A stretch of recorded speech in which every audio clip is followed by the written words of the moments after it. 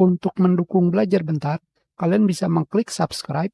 Halo, selamat datang di Belajar Bentar. Sekarang kita akan belajar mengenai bagaimana cara menggunakan GeForce Experience untuk mengoptimalkan pengaturan game.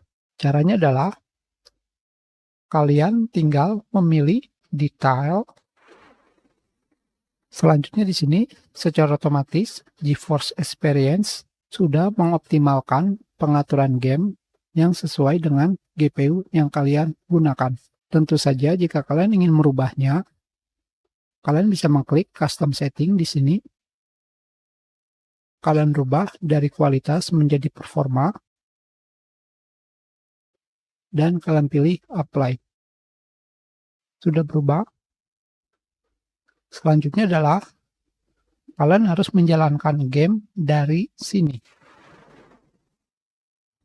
Sekarang kita lihat pada bagian setting. Di game setting di sini, seperti yang kalian lihat, pengaturan grafisnya adalah 1. Kita rubah menjadi 7 misalkan. Sekarang seperti yang kalian lihat, pengaturannya sama seperti di GeForce Experience. 1, 2, 3, 4, 5, 6, 7. Itu adalah cara menggunakan GeForce Experience untuk mengoptimalkan game. Kita sudahi pelajaran kita. Terima kasih.